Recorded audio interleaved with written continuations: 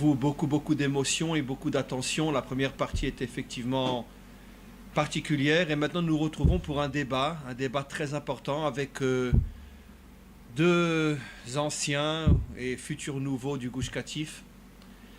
Et avant de les présenter, de leur demander de se présenter, comme eux n'ont certainement pas entendu la première partie que nous avons déjà développée sur les dunes, je voudrais juste faire un tout petit résumé pour pouvoir les introduire. Vous avez devant vous, ils se présenteront.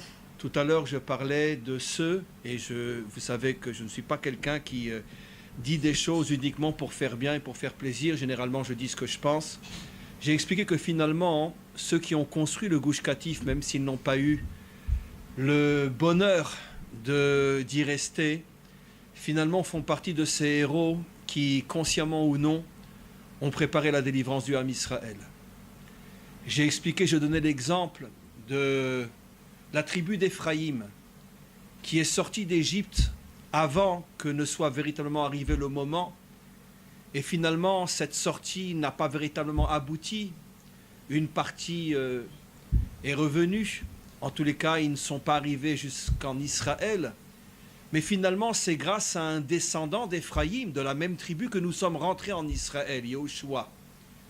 J'ai expliqué que finalement il y a des situations dans l'histoire où il faut réveiller des forces, et même si on ne peut pas encore voir l'aboutissement de ce que l'on a réveillé, on ne le verra que plus tard.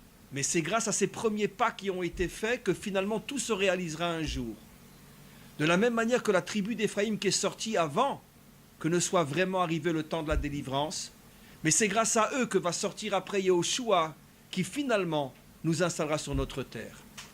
Exactement de la même manière, je l'ai dit et je le redis devant nos amis qui ne l'ont pas entendu, c'est grâce à vous, Laurence, Yoël, vous allez vous présenter dans quelques instants, le Rav Yoël, c'est grâce à vous que finalement, un jour, nous pourrons nous installer sur ce territoire qui est tellement importante, la bande de Gaza, parce qu'elle appartient à la tribu de Yehuda, et tant que la tribu de Yehuda n'aura pas retrouvé ce territoire, la délivrance ne sera pas possible, le Mashiach ne pourra pas se dévoiler.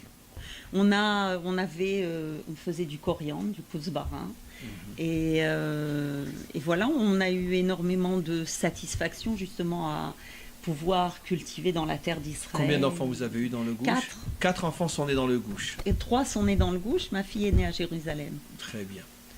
On a fait le lien. On va bien sûr approfondir après, c'était juste une présentation. Je vais maintenant demander au Rav Yoël Klein de se présenter. J'ai déjà dit tout à l'heure dans la voiture que tu étais le fils d'un homme très connu en France, grand rabbin de Lyon, grand rabbin de Nice. Et maintenant, je te laisse présenter. Ça me rappelle la première fois que j'ai dû me présenter dans un congrès rabbinique. Il y avait tous les rabbins et grands rabbins de France. Et bon, évidemment, tout le monde connaissait mon père. Mon père était assis à cette même table. Alors, ils sont arrivés à faire le tour de table, ils arrivent à moi. Mon nom, vous le connaissez déjà, maintenant il va falloir que je me fasse un prénom, ça va être dur. Et donc, Yoël Kling, effectivement, je suis né en France, j'ai grandi en France. J'ai eu la chance d'étudier à l'Yeshiva du Rav Bochko, le papa de Rav Shaul David Bochko, que tout le monde connaît parmi les... Qui était pratiquement la seule yeshiva de France qui poussait les gens à monter en Israël. Sauf qu'elle n'était pas en France, à l'époque elle était en Suisse, mais dans toute l'Europe. Ah, tu as appris quand il était en Suisse encore? Oui. On a donc fait nos classes là-bas. Ensuite, j'ai eu la chance de pouvoir continuer dans la nouvelle école de cadre qui venait de se créer dans le sein de la Yeshiva.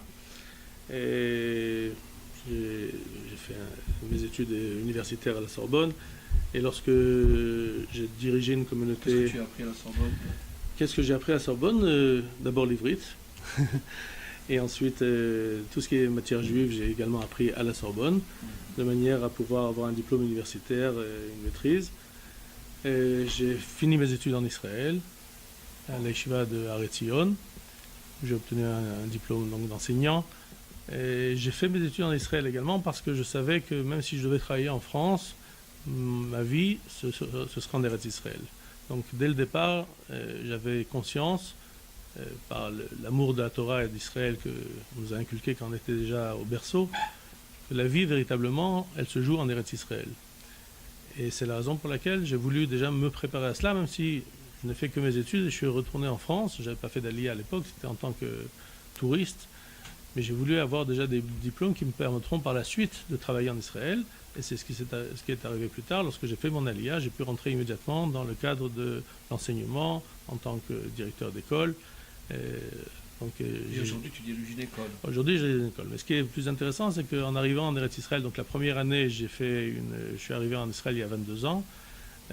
J'ai fait un atterrissage en douceur puisque je dirigeais en France une école du même style avec le Rav Bochko à Saint-Maur-des-Fossés.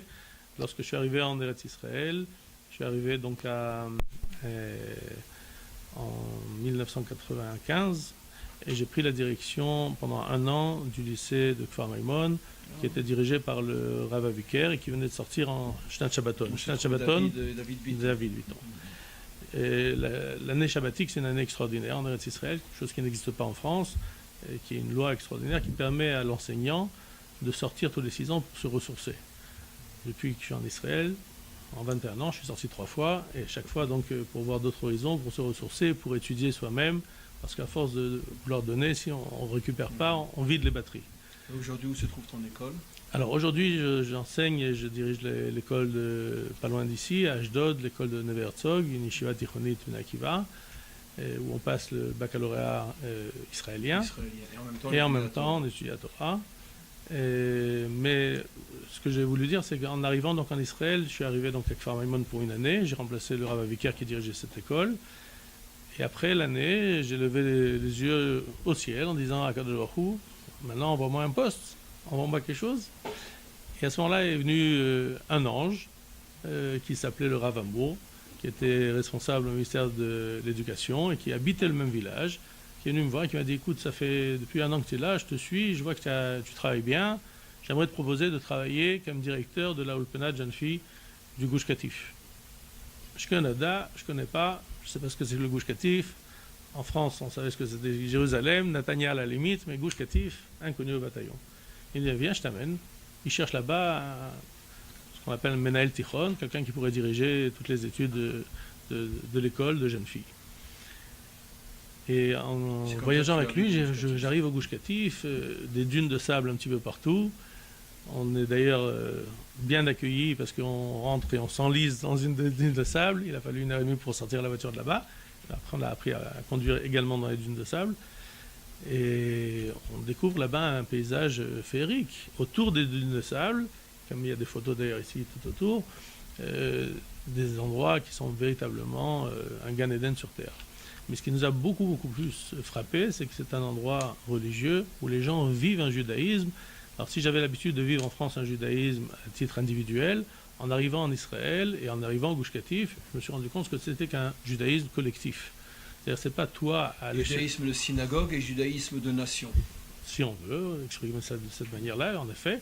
C'est-à-dire que tout le monde le vit, et surtout quand on est dans un village qui est entièrement religieux, tout le monde vit son judaïsme. C'est un judaïsme qui va porter sur l'ensemble, pas seulement des lois qui concernent mon petit être par rapport à Dieu, mais qui concerne en vérité l'ensemble d'une nation qui doit vivre également. Comment on fait un Shabbat dans une nation, comment on a une armée dans une nation, et qu'est-ce qu'on fait dans un hôpital, un Shabbat, etc. C'est des questions qu'on ne pouvait pas se poser, évidemment, qu'on n'avait pas besoin de se poser quand on était en galoute, quand on était en exil.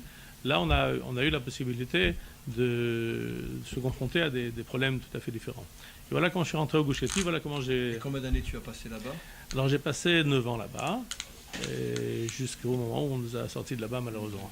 Et qu'est-ce que cette école, qu'est-ce qu'elle est devenue?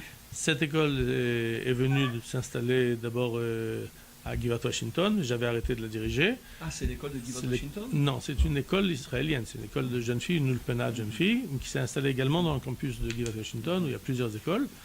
Et après Givat Washington, elle s'est installée ici, à Nitzan même. Et avec celui qui l'a dirigé, c'était un enseignant qu'on avait dans notre équipe qui était le Rav Gans, et qui a repris la direction de l'école ensuite lorsque j'ai quitté cette école. Baruch Hashem, une école qui a fleuri, qui a construit une génération complète de jeunes filles qui connaissent évidemment le terrain, qui ont vécu au Gush Katif, qui ont vécu aussi le drame du Gush Katif, mais qui ont également appris ce que c'est qu'une racine profonde du judaïsme, de l'amour de la Torah et de l'amour d'Israël. Voilà, je voudrais interroger Shmuel. Adon, Ken. אתה לא מדבר צרפתית, נכון? בסדר גמור.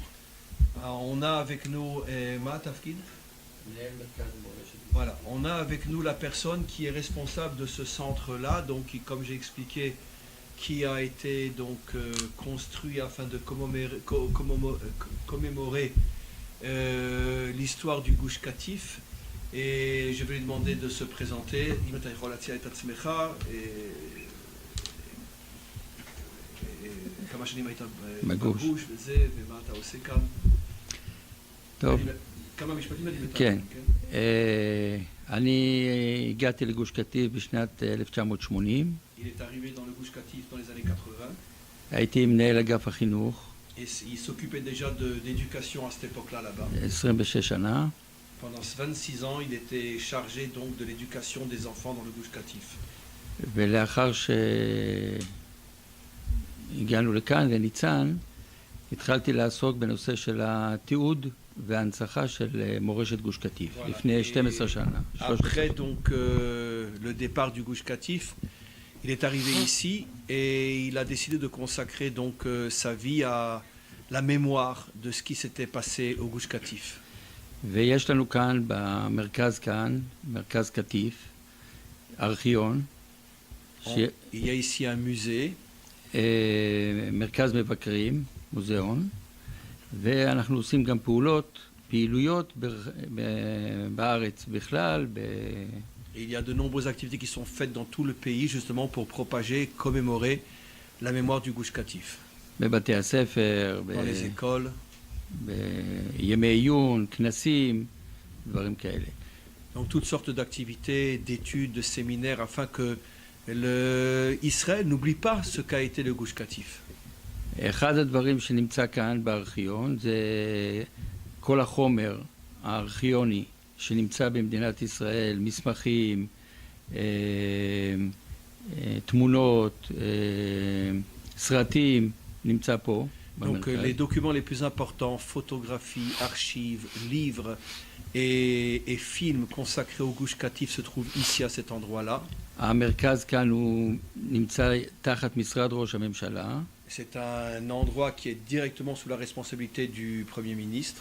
יחד עם עוד מרכזים דומים לנו, מרכז שדה בוקר, מרכז בגין, מרכז רבין, וגם אנחנו פה יחד עושים פחות או יותר אותם פעולות. Au même titre que d'autres institutions comme qui perpétuent le souvenir de Ben Gurion ou de Begin ou d'autres grands dirigeants d'Israël,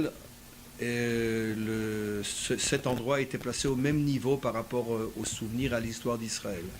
אחד הפרויקטים הגדולים שלנו זה היה תיעוד אישי של 950 אנשים שסיפרו את הסיפור האישי שלהם מאז שהגיעו לגוש קטיף ועד היום. חלק אנשי גוש קטיף, הרוב, 750, וחלק מאזור צפון השומרון, מגנים, קדים, חומש וסנור, חלק מחבל ימית, והיום אנחנו עושים לאנשים שלא גרו בגוש קטיף, אבל הם היו קשורים לגוש קטיף. Il y a aussi un témoignage très important. Il y a eu donc toute une émission faite de témoignages de plus de 950 personnes, dont la grande majorité venait du Gush Katif, qui chacun a raconté son histoire personnelle, son arrivée au Gush, sa vie au Gush jusqu'au départ, ce qu'il est devenu après. Ce sont donc des témoignages de 950 personnes, ainsi que des témoignages d'autres personnes vivant aussi dans d'autres endroits d'Israël, mais la grande majorité du Gush Katif, et tout ça est contenu ici, donc c'est véritablement un témoignage historique enregistré, filmé, qui va servir aux générations futures.